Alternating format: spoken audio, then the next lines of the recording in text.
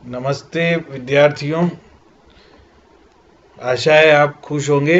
आइए स्टार्ट करते हैं आपकी पुस्तक रिमझिम हिंदी का पाठ 2, जैसा सवाल वैसा जवाब। विद्यार्थियों देखिए, बादशाह अकबर मुगल काल में राजा था। अकबर और बीरबल की बहुत सारी कहानियां हमने सुनी है, आपने भी सुनी होगी। बीरबल बहुत ही चतुर मंत्री था अकबर का, और उसका अपने दरबार में बहुत प्रभाव था। अकबर और बीरबल की ये कहानी कहती है कि बादशाह अकबर अपने मंत्री बीरबल को बहुत पसंद करता था। बीरबल की बुद्धि के आगे बड़े बड़ों की कुछ भी नहीं चल पाती थी। कारण कुछ दरबारी जो अकबर के दरबार में थे वो बीरबल से जलते थे, उससे ईर्ष्या करते थे। बीरबल को मुसीबत में फंसाने के और तरीके सोचते रहते थे बच्चों, और वो हमेशा कोशिश करते थे कि बीरबल को किसी न किसी तरीके से नीचा दिखाया जाए। अकबर के खास दरबारी ख्वाजा सरा, उनको अपनी विद्या और बुद्धि पर बहुत अभिमान था, घमंड था। बीरबल को वो अपने सामने निरा बालक यानी नादान बालक और मूर्ख समझते थे। लेकिन अपने ही मानने से तो कुछ होता नहीं है ना।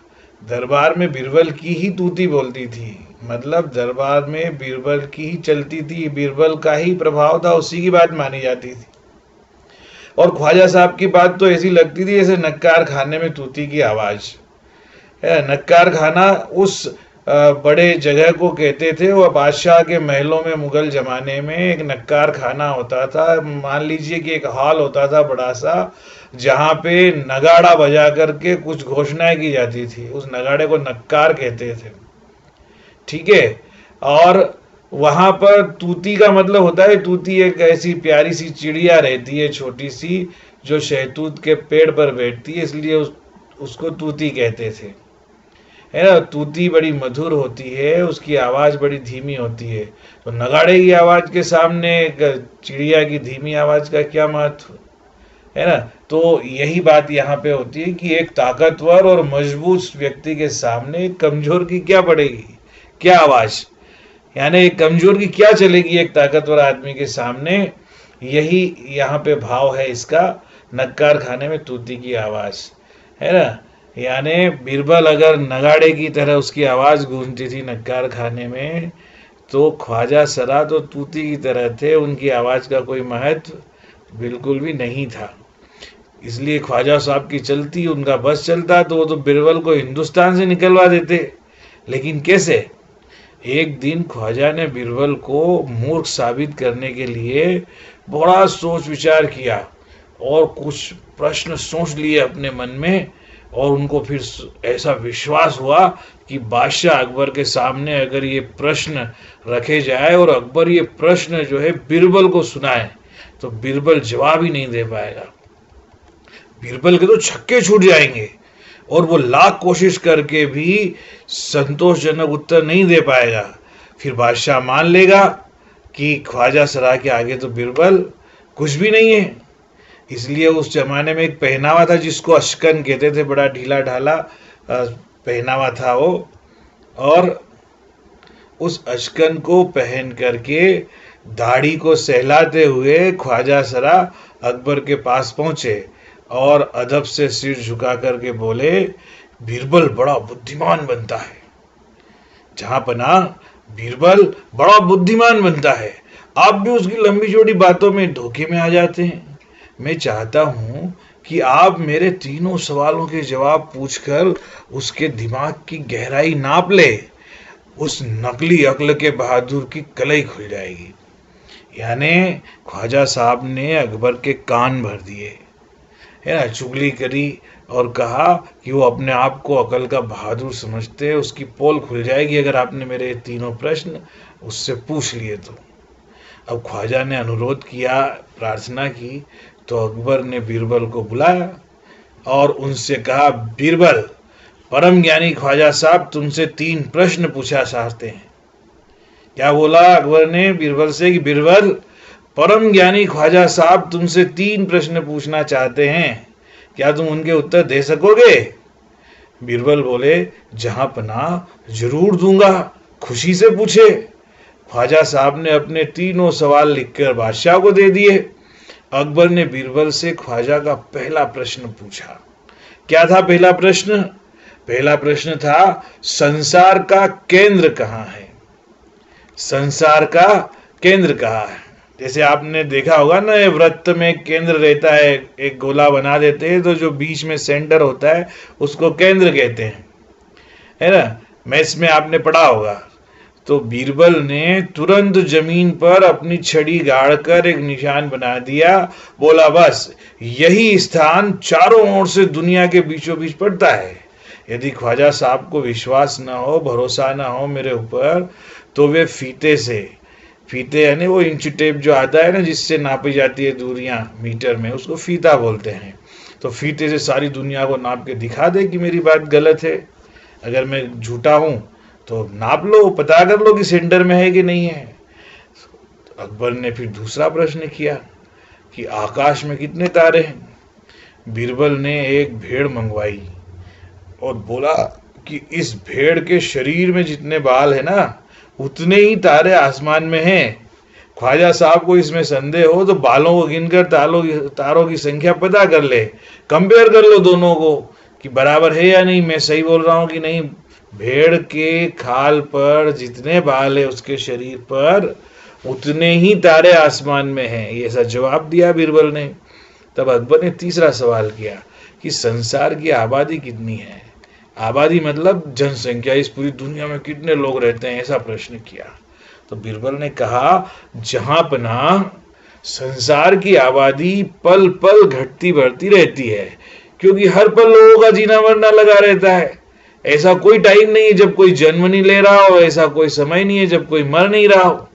इसलिए यदि सारे लोगों को एक जगह इकट्ठा किया जाए तो गिन करके ठीक ठीक संख्या बताई जा सकती है। बादशाह तो बीरबल के उत्तरों से संतुष्ट हो गया। बड़ी चतुराई से बीरबल ने बादशाह को उत्तर दिया, लेकिन ख्वाजा साहब तो नाक भौं सिकोड़ कर बोले। या नाक भौं सिकोड़ना यानी किसी की बात को पसंद न करना, है ना? ये यहाँ इसका मतलब निकलता है। बोले कि ऐसे गोल मोल जवाबों से काम नहीं चलेगा जनाब। ख्वाजा साहब ने क्या बोला नाक भौं सिकोड़ करके? कि ऐसे गोलमोल जवाबों से काम नहीं चलेगा जनाब।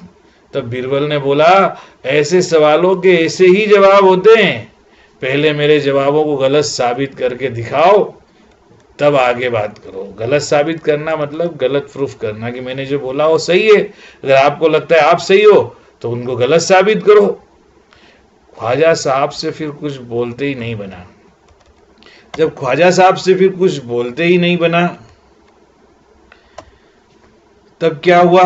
जब ख्वाजा साहब से कुछ बोलते ही नहीं बना, लेकिन बीरबल को तो विश्वास हो गया।